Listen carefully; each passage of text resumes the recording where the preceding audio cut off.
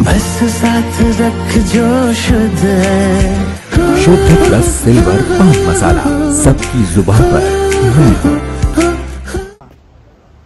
नमस्कार, जागरण टीवी में आपका स्वागत है और हमारे साथ है हरमीत सिंह। हरमीत सिंह किसी पहचान के मोहताज नहीं है, पहले भी नहीं थे, क्योंकि उन्होंने भारत के लिए अंडर 19 विश्व कप खेला था।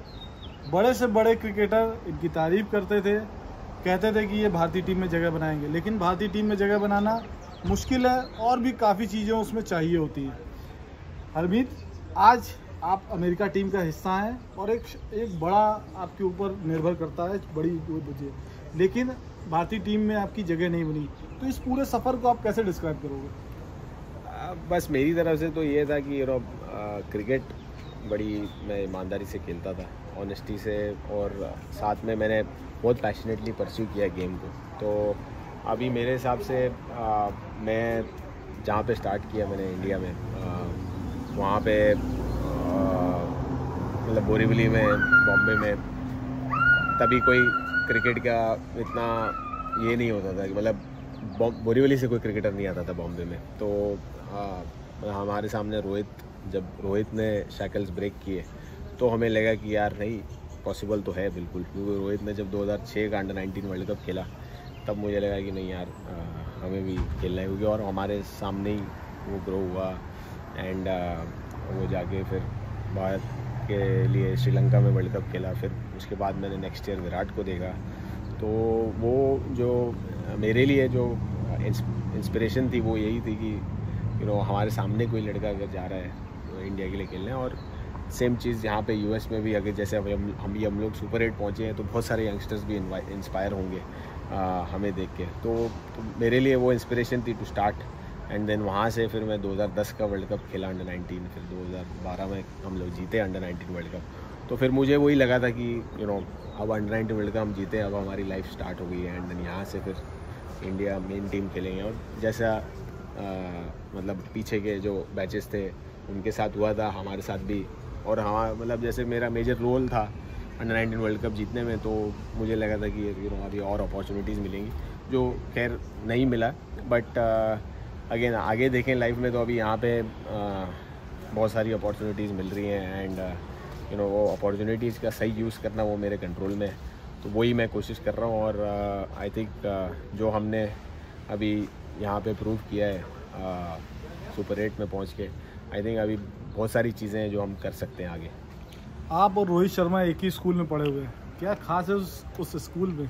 नहीं, बिल्कुल, रोहित शर्मा, शार्दुल भी वहीं का है, तो और सिद्धेश लाड भी है वहाँ का। तो बहुत सारे लड़के, हमारे जो कोच हैं दिनेश लाड सर, उन्होंने बहुत सारे लड़के प्रोड्यूस किए हैं। एंड हम लोगों का सबसे बेस्ट मतलब वही है, ये जो हमारी यहाँ की टीम का जो खासियत है कि हम लोग वहाँ पे उस टाइम पे अंडरडॉग्स ही थे, और यहाँ पे भी हम अंडरडॉग्स हैं। तो वो अंडरडॉग्स वाली जो फीलिंग है, जिसमें आपको नथिंग टू लूज़ होता है, उसमें आपका सबसे बड़ा पॉजिटिव साइन ये हो सकता है कि आप फियरलेस हैं। जब आप फियरलेस हो जाते हैं अंडरडॉग होके, फिर आप जो बड़ा जायंट है या एलिफेंट है, कोई भी हो, उसके सामने आप बहुत डेंजरस हो जाते हैं। पर आप जो स्पेशली ये फॉर्मेट है T20 का, उसमें अगर आप डर गए तो मर गए, ये माहौल है। तो आई थिंक सबसे बड़ा जो हमारा स्ट्रेंथ रहा है एज ए टीम यहाँ पे, वो यही रहा है कि हम लोग फियरलेस क्रिकेट खेले हैं, और हम लोग ने पूरा जोर मारा है सब ने। और आप कनाडा सीरीज़ से देख लें अप्रैल से, तो आप हमारे टीम के 11 जो एवरेज जो 11 खेल रहे हैं, उसमें से कम 2 मैच हर लड़के ने जिताए हैं, और मतलब बहुत मेजर रोल खेला है। तो टीम किसी एक पे निर्भर नहीं है। और अभी तो मैं बहुत आपको लगेगा बड़ी बात कर रहा हूँ, बट अभी तक तो हमने अपनी बेस्ट क्रिकेट ही नहीं खेली पूरे टूर्नामेंट में। हमने इससे पहले बेस्ट क्रिकेट खेली थी कनाडा सीरीज़ में या बांग्लादेश सीरीज़ में, एक मैच अच्छा खेला था। तो अभी मेरे हिसाब से अभी तक तो वर्ल्ड कप में हमारा बेस्ट गेम आया ही नहीं है। इवन पाकिस्तान के साथ हम लोग पैचेस में बहुत अच्छा थे, तो वो क्लिक हो गया। बट अगर हम लोग एज ए टीम एक बेस्ट गेम खेल लें, तो हम लोग बहुत अच्छी टीमों को हरा सकते हैं। कनाडा को हराया आपने, पाकिस्तान को हराया, और भारत के भी पसीने छुड़ा दिए थे। बिल्कुल। तो भारत वाला गेम कहाँ आपसे निकल गया आप लोगों को? भारत वाला गेम वही देखो ना, जब जैसे ड्रिंक्स ब्रेक हुई थी, उनको 10 में 80 चाहिए थे, तो हमने तो मतलब ड्रिंक्स ब्रेक में इतनी पॉजिटिव बात की थी कि भाई ये गेम हमारा ही है अभी। और वो लोग एक्चुअली अंडर प्रेशर थे तभी उस टाइम पे। 3 विकेटें गई थी, 10 में 80 और 2 विकेट इधर उधर, पूरा गेम पलट गया। तो उधर 10 में 80 तो मतलब 10 में 120 जैसा था। तो वो जो 10 में 80 जो वो स्कोर था उस टाइम पे हम लेके आए ऑलमोस्ट 650, और तब हमने सूर्या का कैच छोड़ दिया। फिर उससे आगे थोड़ा निकले तो एक क्या बोलते हैं, पेनल्टी खा ली। तो वो 10-15 रन वहाँ मतलब सूर्या ने उसके बाद ही 2-3 छक्के मारे, एक आधा चौका मारा, पूरा गेम उसने खोल दिया उसके बाद। बट अगर सूर्या उस टाइम पे कैच हम पकड़ लेते तो बहुत सारी चीज़ें होती। नया बैट्समैन आता, कोई भी नया बैट्समैन है, कितना भी बड़ा बैट्समैन है, उस विकेट पे आते ही छक्का मारना या आते ही गेम पलटना बहुत मुश्किल था।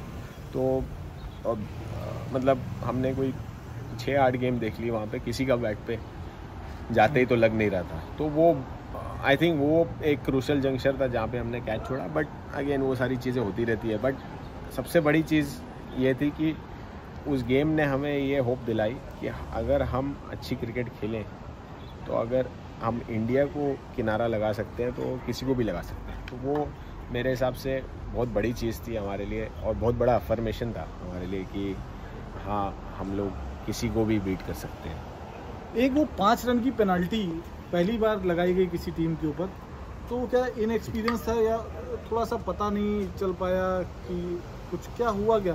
क्योंकि जो मैं भी उस गेम में था, जब वो 5 रन की पेनल्टी मिली ना, उसके बाद भारतीय टीम का अपर हैंड हो गया, उसको लगा कि चेस, क्योंकि 5 रन बहुत इंपॉर्टेंट थे। 5 रन क्या, उधर तो 2 रन इंपॉर्टेंट थे। तो उधर 2 रन निकालने में पसीना छूट जा रहा था बैट्समैन का। अब वहाँ पे जब 5 रन दिया गया तो पहले तो वो स्कोरबोर्ड में 5 रन बढ़ा दिए, तो वो 5 रन बढ़ा दिए तो हमें लगा कि सामने वाले को 5 रन, इतनी आवाज़ थी किसी को समझ नहीं रहा था कि हुआ क्या है। अब और उस टाइम पे फील्डर सब अपनी जगह पे थे, समझा नहीं कि क्यों पेनल्टी लगी है। तो फिर ओवर हुआ, मैं बीच में मतलब मेरे को दुबई मिला, तो मैंने दुबई को पूछा भाई क्या हो गया, किसको पेनल्टी मिली है? बोला तुम्हें मिली है पर रन हमारे बढ़ा दिए। मैंने बोला यार ये क्या बात हुई? तो मैं गया, मुझे पता ही नहीं, मैं भागा हूँ वहाँ सामने। तो फिर बाद में उन्होंने चेंज कर दिया। अब सीधा आप सोचो 5 रन उधर बढ़ाए और 5 रन उन्होंने रन बनाए, सीधा 10 रन कम हो गया। मैं बोला यार साला, मतलब तुमने पूरा गेम ही पलट दिया एकदम।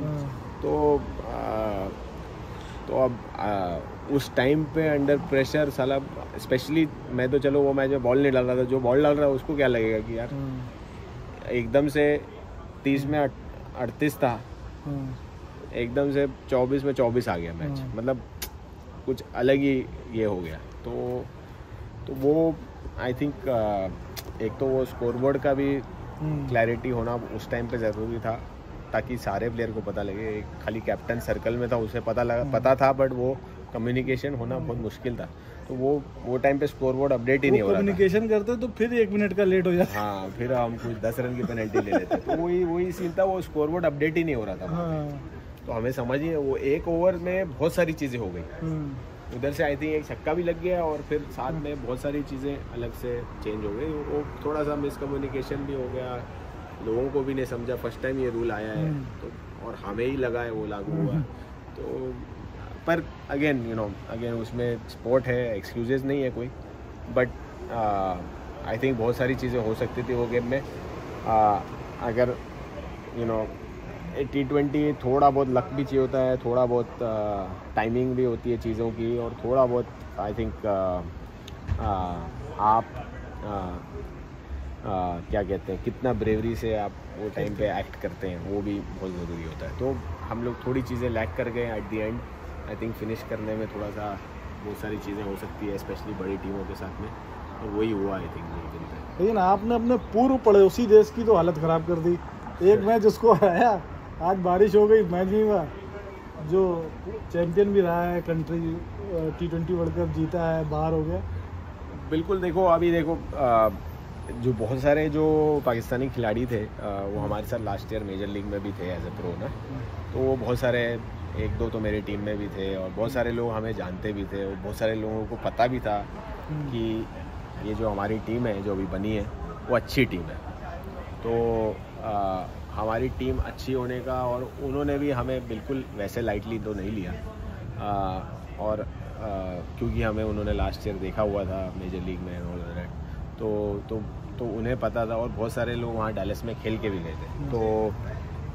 तो उनका जो मतलब अगेन ऑफ द फील्ड तो सारे अगेन दोस्त हैं ही सारे, बट ऑन द फील्ड मेरे हिसाब से अगेन जैसा मैंने आपको पहले भी बोला कि हम लोग बहुत फियरलेस क्रिकेट खेले एंड एज अंडरडॉग्स हम लोग तो ऐसा सोच के खेले कि हम बरस जाएंगे जो भी हो सामने।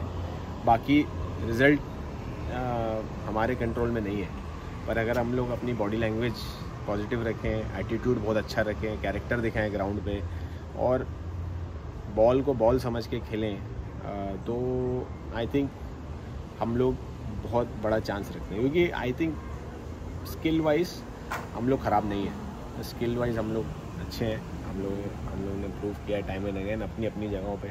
अभी जैसे मैं इंडिया में खेला हूँ तो बहुत सारे साउथ अफ्रीका के फर्स्ट क्लास प्लेयर भी हैं, कोरी एंडरसन है न्यूजीलैंड का, वेस्ट इंडीज़ के 2-3 अच्छे प्लेयर हैं जो यूएस बॉर्न भी हैं और फिर जो लोकल जो बॉर्न हैं और यहाँ पे ग्रो अप हुए हैं वो सारे अच्छे लड़के हैं। तो इट्स जस्ट दैट वो प्लेटफॉर्म मिलने की बात थी, अब प्लेटफॉर्म मिला है तो लड़के प्रूव कर रहे हैं। तो आई थिंक स्किल वाइज तो लड़के आगे पीछे ऐसा नहीं है और पीछे भी और लड़के हैं जो क्वालिफाई भी हो रहे हैं और जो ऑलरेडी अच्छे हैं, ऑलरेडी यंगस्टर्स आ रहे हैं, बहुत सारे नीचे ग्रास रूट लेवल से आ रहे हैं वो। और हम लोग ये नहीं 2-3 साल कोचिंग भी किए जब हम क्वालिफिकेशन होने के पहले। तो बहुत टैलेंट है इस कंट्री में, मतलब आप एक कुआं है, जितना आप खोदोगे उतना निकलेगा। तो बहुत सारे टैलेंट है।